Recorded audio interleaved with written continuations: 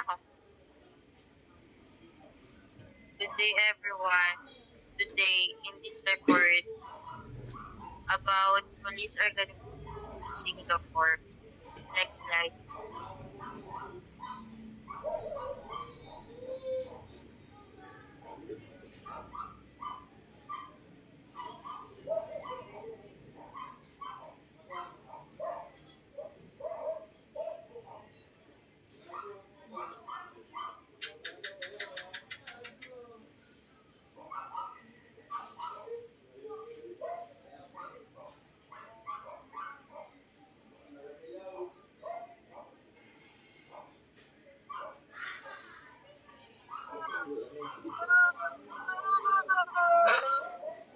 Brief history. Ang Singapore Police Force po ay tinatag noong 1825 nung panahon ng British colonial period. Ito ay nagsimula bilang isang maliit na unit para mapanatili ang kapayapaan at kaayusan sa malaking bansa. Matapos makamit ang Singapore Police ang kalayaan noong 1965, ang Singapore Police ay muling inayos at ginawang moderna. At ngayon naman ay mas kilala ito bilang pinakamabisa at disiplinadong pwersa ng mga pulis sa mundo. Next.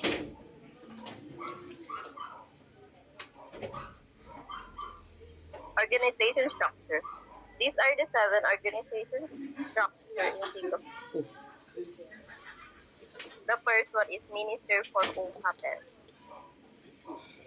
The Ministry for Home Affairs is the top leader for peace and security in Singapore. Siya ang gumagawa ng batas o plano sa kaligtasan ng bansa.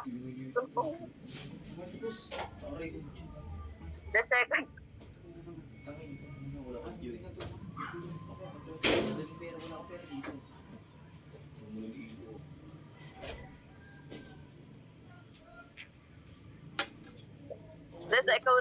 second one is permanent security. Is the main administrator of the ministry. Sinisigurado niya na lahat ng plano at batas ng ministry ay nasusunod. The third one is Commissioner of Police. Is the head of the Singapore Police Force. Siya naman ang namamahala sa lahat ng police operation and law enforcement. The fourth one is Police Department and Command. At he is the Commissioner of Police. Siya naman ang katulong ng Commissioner sa ibang police duty. 5. Police Department and Commands. Operation, Patrol and Emergency Response. Investigation, looks into crime. Training, trains police officer. Logistics, provide equipment and supplies. 6. Police Division and Units. These are the local police areas and special units.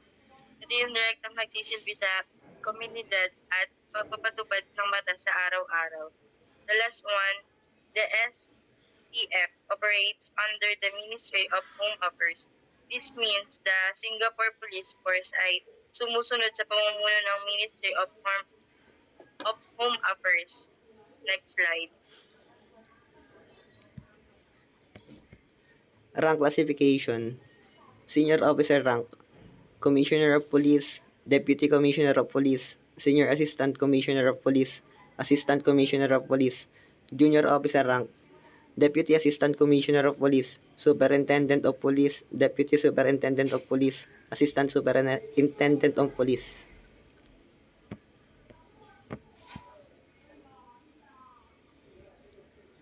Next. Non-commissioned officer. 9. 9. Station Inspector. 10. 10. Senior Staff Sergeant. 11. 11. Staff Sergeant. 12. Sergeant. 12. Sergeant. 13. Corporal. 13. Corporal.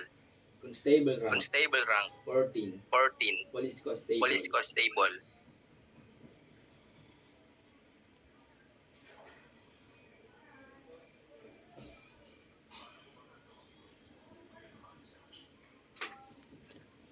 Unique Police System. Ang Singapore Police Force ay kilala sa mahigit na pagpapatupad ng batas kaya napakababa ng crime rate sa bansa. Isa sa mga dahilan nito ay yung paggamit nila ng mga advanced technology tulad ng mga CCTV cameras, data analytics, at smart policing tools. Nakakatulong ito para mapabilis o matukoy ang mga krimen. Bukod dito, mahalaga rin ang community involvement para sa pamamagitan ng neighborhood police centers. Dahil dito, mas malapit ang pulis sa komunidad, mas madali ang pagre-report ng problema at mas tumitibay ang tiwala ng publiko sa kapulisan. And yan lang. Thank you, everyone.